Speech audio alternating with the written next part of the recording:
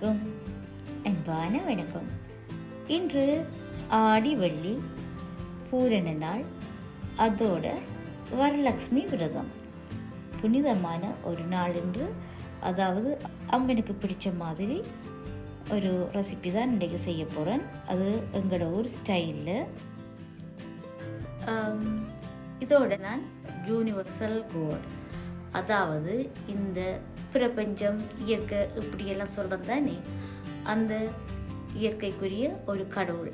அதுதான் கிருஷ்ண பரமாத்மா பகவத்கீதையில் சொல்லுவார். மந்திரங்களில் நான் காயத்ரின்னு சொல்லுவார். அதுபோல் எல்லாரும் சொல்லுவாங்க, தாய் சிறந்த கோவிலும் இல்லை, காயத்ரி சிறந்த மந்திரம் இல்லைன்னு சொல்லுவாங்க. அந்த காயத்ரி அம்மன் தான் யூனிவர்சல் காட். மிகப்பெரிய விஞ்ஞானி ஆல்பர்ட் ஐன்ஸ்டீன் அவர் சொன்னதாவது, இந்த இயற்கை தான் கடவுளை உருவாக்கிச்சே தவிர கடவுள் இயற்கையை உருவாக்கலை என்று சொல்கிறார். அவர் சொன்னது பைபிளை பற்றியும் இயேசு கிறிஸ்துவை பற்றியும். இத்தனைக்கும் அவர் ஒரு கிறிஸ்டியன்.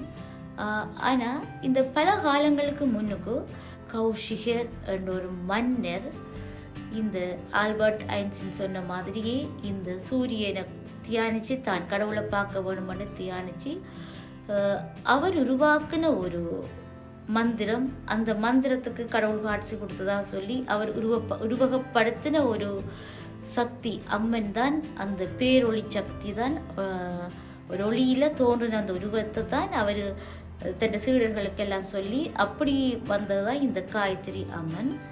பார்த்திங்கன்னா 5 முகத்தோட, ஒவ்வொரு முகமும் ஒவ்வொரு கலரோடு இருப்பாள். அதில் அன்னப்பறவையோடு இருப்பாள். ஆனால் எனக்கு எந்த தியானத்தில் ஒரு கோழிச்சேவலில் அமர்ந்திருக்கிற மாதிரி தான் எனக்கு தியானத்தில் வரும். ஆனால் இந்த படங்கள்லாம் பார்த்தா ஒரு அன்னப்பறவை மாதிரி இருக்கும். நாங்கள் சின்னலே இருந்து இந்த காயத்ரி அம்மனோட தியானம் அது இதுகளை செய்து வந்ததால் எனக்கு அப்படி வருது இல்லை.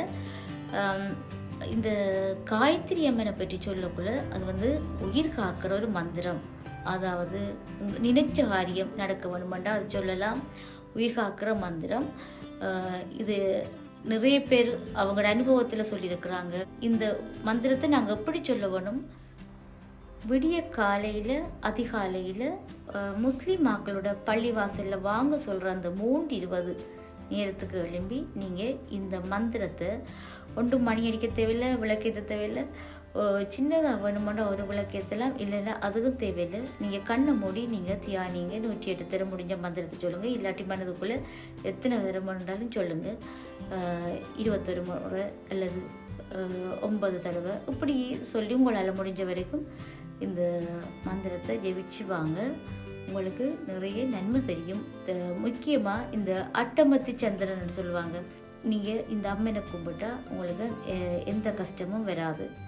அதனால் இது அஷ்டலக்ஷ்மிகளும் ஒரு அருளையும் தைரியம், தனலாபம், அறிவு எல்லாத்தையுமே இப்போ காயத்ரி அம்மன் ஒருவற்றையும் கேட்டும் நீங்கள் பிரார்த்தனை செய்து கொள்ளலாம். இந்த காயத்ரி மந்திரத்தை முடிஞ்சால் ஒவ்வொரு நாளும் விடிய காலையில் ஜெபியுங்க. இல்லை உங்களுக்கு ஏதாவது டிஃபிகல்ட்டான சுச்சுவேஷனில் ஒரு கஷ்டமான நிலையில் நீங்கள் இந்த மந்திரத்தை சொல்லுங்கள்.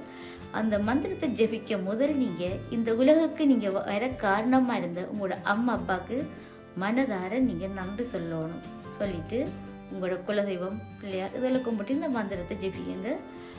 இதெல்லாம் கடவுள் நம்புறாக்களுக்கு, நம்பாதாக்களும் இதை சொல்லலாம். மற்றது நீங்கள் வேறு புறமதக்காரர்ண்டா நீங்கள் எந்த மதமோ அந்த மத கடவுளை அந்த 3:20 டைமுக்கு எழுப்பி கும்பிடுங்க. உங்களுக்கு என்ன குறையோ அந்த குறை தீரும். ஓம் பூர்புவஸ்வஹ தத்சவிதுர்வரேண்யம் பர்கோ தேவஸ்ய தீமஹி தியோயோ ந பிரச்சோதயாத். இப்படி 3 தரம் சொல்லித்தான் எங்களோட அம்மா ரைஸ் குக்கரில் சோறே போடுவா. அதாவது இதன் பொருள், இந்த பூவுலகம், அதாவது பூமி, மத்திய உலகம், மேலுலகம், இந்த 3 உலகத்துக்கும் பொதுவான ஒரு பேரொளியை நாங்கள், உண்மையான ஒரு பேரொளியை நாங்கள் தியானிக்கிறோம் என்றதுதான் இதில் பொருள். அதாவது அதான் இயற்கை பிரபஞ்சம், இந்த 3 உலகத்தையும் ஆள்ற ஒரு சக்தி. அதுதான் இந்த காயத்ரி அம்மன் என்று சொல்லி விஸ்வாமித்திரர் சொல்கிறார். இதுதான் யூனிவர்சல் கோட். இப்போ உங்களுக்கு விளங்கியிருக்குமென்று நினைக்கிறேன்.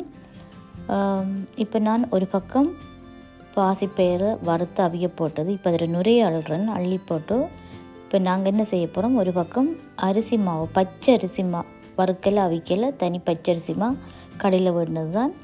அதை கட்டி இல்லாமல் தேங்காய் பாலும் தண்ணியும் விட்டு கரைச்சி வச்சுருக்கிறேன். இதை நார்மலாக ஊரில் தண்ணி பாலில் செய்வாங்க. அன்றைக்கு தேங்காய் வேண்டாததால் இந்த பொட்டி பாலில் செய்கிறேன். இதுக்குள்ளே ஏலக்காய், ஒரு பாதி சர்க்கரை கட்டி 50 கிராம் வர மண்டி நிற்கிறேன். அதோடு கொஞ்சம் தண்ணி விட்டு என்ன திக்காக இருக்குது. அதோடு நாங்கள் காணாததுக்கு சீனியும் சேர்க்க போகிறோம். அதாவது கரும்பு சீனி, ப்ரௌன் சுகர். இப்போ நான் வந்து சர்க்கரை போட்டேன். சர்க்கரையோடு அது போதாததுக்கு சீனியும் விட்டு பாலும் விடுறேன். இந்த பாலும் வந்து எங்களுக்கு போதாமல் தான் இருக்குது. அந்த 250 ml தான் அந்த பால். நான் எக்ஸ்ட்ராவாக இன்னும் 250 சேர்க்க போகிறேன். இதோட 1/4 தேக்கரண்டி அளவு உப்பு சேர்க்கிறேன்டா. சர்க்கரையிலையும் உப்பு இருக்குது. அது அரிசி மானுடைய கொஞ்சம் சேர்ப்பேன். இப்போ பாருங்கள், ஃபைனலாக தான் கடைசியாக தான் நான் இந்த பாலை சேர்க்குறேன். அப்போ தான் நல்லாயிருக்கும். நேரத்தோடு சேர்த்த முடியாது, கொதித்து தண்ணியாக போயிடும். இப்போ என்னட்ட கஜு முடிஞ்சுது, அதில் பாதாம் பருப்பு இருந்தது, அதை ஊற போட்டு தோல் எடுத்துட்டு அதோடு சேர்க்குறேன். நீங்கள் கஜு சேர்த்துக்கலாம். வளமையாக கஜு தான் சேர்த்து செய்வோம். பாசிப்பயிறு கஜு. சிலர் இதுக்குள்ளே ப்ளம்ஸ், அதாவது சுல்தானா, அதுவும் சேர்ப்பாங்க. இப்போ இந்த அரிசி மாக்குள் ரெடி. இது வந்து எங்களோட அப்பாவுக்கும் மிகவும் பிடிக்கும். அதோட எங்களோட 2வது அக்காவுக்கும் இந்த அரிசி மாக்குள் நல்லா விருப்பம். இப்போ இது நாங்கள் அம்மனுக்கு பிரசாதத்துக்கு எடுத்து வைக்கிறோம். அம்மன் பேரை சொல்லி நாங்கள் சாப்பிடுவோம். அனைவருக்கும் இந்த நாள் அஷ்டமுள்ள நாளாக அமைய வேண்டும் என்று வாழ்த்துகிறேன். நன்றியுடன் தீபா.